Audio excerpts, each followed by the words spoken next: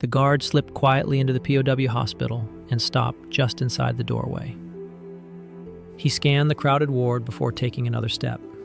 Good. No officers. No one watching. Especially not for this. What he had caught from one of the local women was unmistakable. The pain, the swelling, burning. Venereal disease. He had had it before. And then the inevitable. Shamed, beaten, embarrassment. Going to a Japanese medical officer was not an option. He thought about it anyway. The lectures, the warnings. They had all been told this was preventable. So he knew. This wouldn't be just another beating. Everyone feared the Japanese medical officers. They were strict. No nonsense. Illness was seen as a liability, a weakness.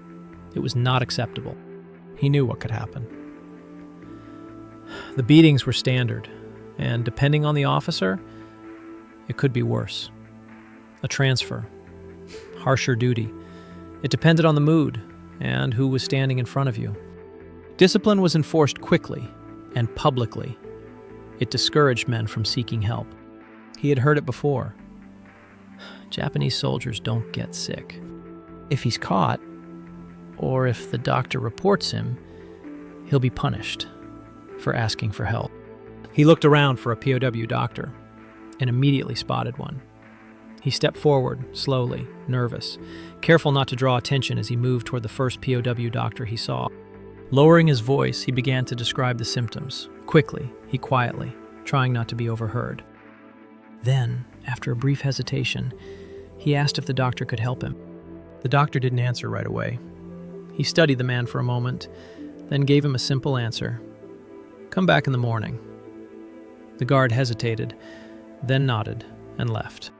The doctor looked around the ward at the sick POWs in his care. Without proper medicine, supplies, food, there was little he could do but try to make them comfortable. And even that was nearly impossible. Beriberi, pellagra, and then scurvy. Beriberi left bodies swollen, fluid collecting in the limbs.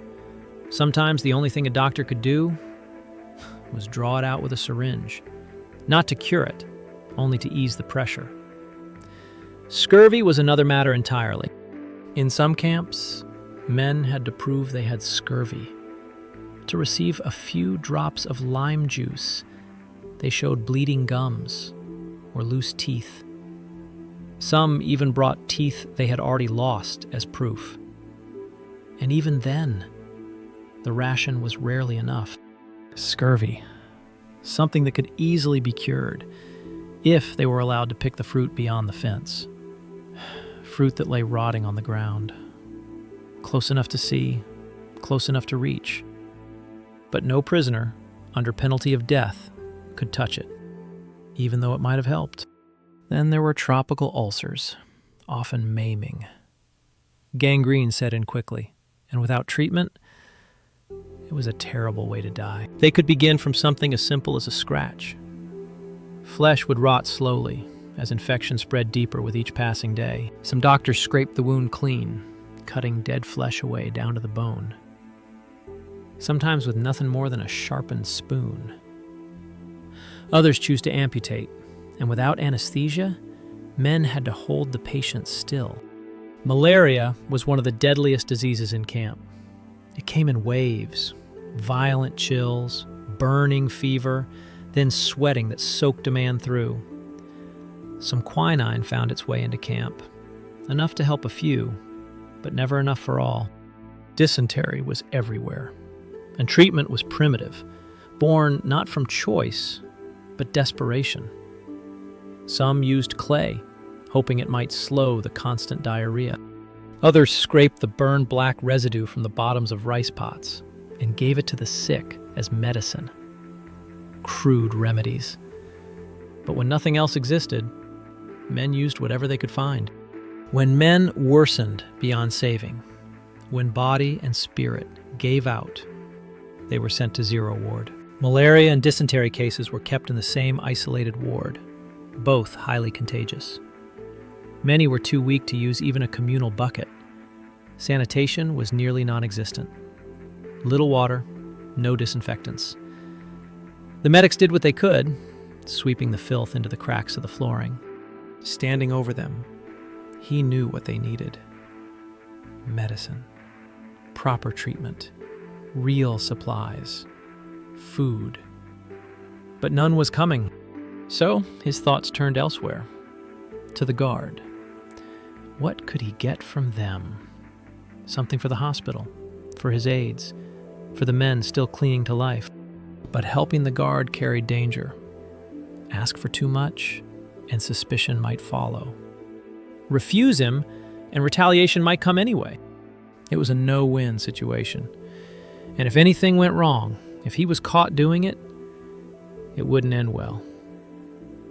After all, it was forbidden. He stood there a few minutes, taking it all in, then turned away to seek his assistance. That night, the doctor did not decide alone. He spoke quietly with a few trusted assistants, medics who would not talk. One of them finally said what everyone was thinking. "You know, I heard from some men transferred through Balabid. They made pills out of plaster of Paris and stamped a big W on them. We don't have that, but maybe clay will work here." The assistant found a small tube and pressed clay into it, shaping each piece to match the size of real pills. Carefully, he marked each one with a W, the same symbol used on the real medicine. Not perfect, but close enough. Details mattered. The next morning, the guard returned. He didn't linger at the entrance this time. He stepped inside, eyes moving quickly across the ward, watching, listening, making sure no one else was paying attention. Then, slowly, the guard approached. No sudden movements, no hesitation. Everything had to look normal, routine. The doctor reached into his hand and produced the pills. Small, carefully shaped, close enough. He placed them into the guard's hand, then explained how to take them, calmly, clearly, like it was real. The guard listened carefully. Relief spread across his face. He took the pills and left. The next day, he returned. This time, he brought something with him. Food, medicine, supplies, a little extra, enough to make it worth the risk. He said the pain was easing. For a few days, it seemed like it might be working, or at least he believed it was. He didn't come empty-handed each visit. Food, small supplies, whatever he could spare. An exchange. Then one day, he stopped coming. No visit, no food. The doctor understood. The fraud had been discovered. For a time, the prisoners gained something rare. Extra food, extra supplies. And something else. A few of them began to change. Men who hadn't moved sat up. Some even stood, for the first time in days. Not cured, but stronger. Just enough to keep going. They knew something was different. More food, more attention. They didn't ask questions. They didn't need to. But they understood what it meant. A moment of revenge. Even if it brought retribution, it was worth it. For men who were starving, beaten, and slowly dying, the deception became something else. A quiet victory.